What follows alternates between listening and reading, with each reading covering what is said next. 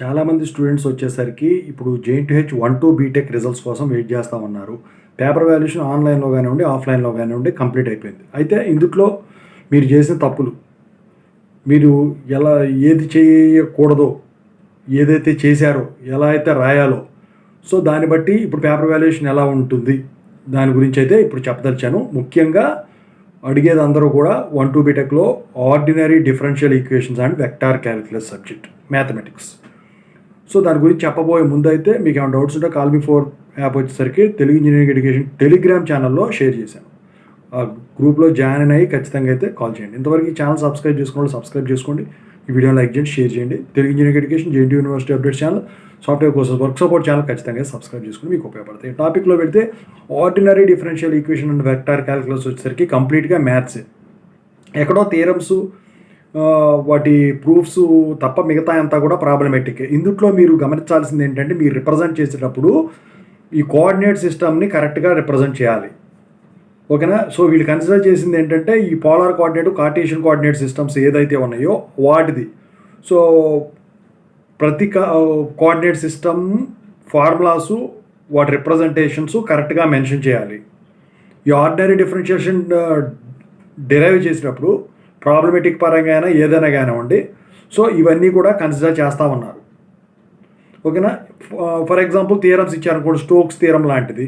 So వాటి definition అనేది, theorem statement అనేది కరెక్ట్గా ఉండాలి. వాటి అప్లికేషన్ ఇచ్చినప్పుడు అప్లికేషన్ మీద మీరు కరెక్ట్గా రిప్రజెంట్ చేయగలిగితేనే దానికి నిజంగా ఇది ఎక్కడ వాడతారు ఏంటని చెప్పేసి మీరు ఎగ్జాంపుల్స్ ఇవన్నీ చేయగలిగితేనే మీకు ఇక్కడ మార్కులు పడుతున్నాయి. సో ఇక్కడ ఏంటంటే, ఈ వెక్టార్ క్యాలిక్యులస్ కానివ్వండి, ఆర్డినరీ డిఫరెన్షియల్ ఈక్వేషన్లో కానివ్వండి, ఇక్కడ సర్ఫేస్ ఇంటిగ్రల్స్ ఉన్నాయి చూసారా, వాల్యూమ్ సర్ఫేస్, వాల్యూమ్ ఇంటిగ్రల్స్ ఇలా ఉన్నాయి కదా. సో ఇవన్నీ కూడా, సో ఆ ఇంటిగ్రేషన్స్ను బట్టి అది సర్ఫేస్ ఇంటిగ్రలా, వాల్యూమ్ ఇంటిగ్రలా అని వాళ్ళు కనిపెట్టేస్తున్నారు. సో ఇక్కడ వాల్యూమ్ ఇంటిగ్రల్కి అయితే నాకు తెలిసి 3 ఉంటాయి ఇంటిగ్రల్స్. సో దాన్ని బట్టే మీరు చేసిన తప్ప రాంగా అని చెప్పేసి కనిపెట్టేస్తున్నారు.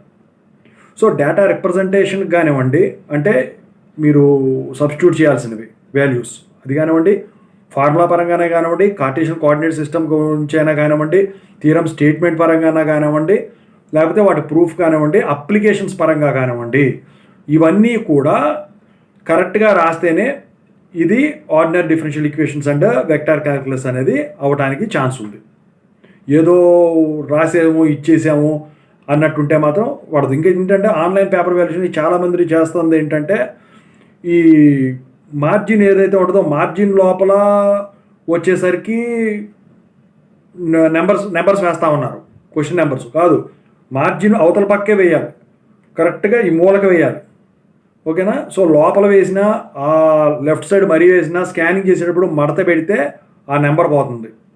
అదొకటి గమనించండి. సో ఇలా చేశారో లేదో చూసుకోండి. ఓకేనా? సో ఓవరాల్గా అయితే ordinary differential equations and vector calculus subject అనేది మాత్రం పేపర్ వాల్యుయేషన్ అయితే మీరు రాసి ఉంటే పాస్ అవుతారు, లేకపోతే లేదు. అది ఖాళీ పేపర్లు ఇచ్చినా, సోది నింపినా పాస్ అయితే అవ్వరు. ప్రతిదీ కూడా పట్టించుకుంటాను. ఎందుకంటే ఫస్ట్ నుంచి కూడా మ్యాథమెటిక్స్ సబ్జెక్ట్స్ అనేవి ఎప్పుడూ హార్డ్గానే జరుగుతున్నాయి. ఈసారి కూడా ఖచ్చితంగా అదే జరుగుతుంది. అందుకని చెప్పేసి మీరు ఇలా రాశారో లేదో చూసుకోండి. ఓకేనా? సో ఇక రిజల్ట్ వచ్చిన తర్వాత బాక్సులు కట్టడం, అదే ఎగ్జామ్ ఆన్సర్ వచ్చిన తర్వాత. సో కొంతమంది ఏంటంటే ఫస్ట్ ప్రాబ్లమే కొట్టేసి ఇస్తున్నారు. అది తప్పు. కొట్టేసినా దానికి మళ్ళీ వెంటనే కరెక్ట్గా రాయగలిగిన ఆన్సర్ రాస్తే ప్రాబ్లం లేదు. తప్పులు ఇవన్నీ మళ్ళీ అది రాసి మళ్ళీ చేసి చిందరవందరగా చేస్తున్నారు. ఓకేనా? సర్ఫేస్ ఇంటిగ్రల్స్ ఇవన్నీ కూడా వచ్చేసరికి పెన్సిల్తో బొమ్మలు గీస్తేనే, వాల్యూమ్ ఇంటిగ్రల్ బొమ్మ, సర్ఫేస్ ఇంటిగ్రల్ బొమ్మలు ఇవన్నీ కూడా. ఓకేనా? సో ఇలా ఉంటుంది అనమాట. పేపర్ వాల్యుయేషన్ వచ్చేసరికి హార్డ్ అనే అనుకోవాలి. అంటే దీని పరంగా, మీరు రాసే దాని పరంగా ఇలా రాసారో లేదో చూసుకోండి.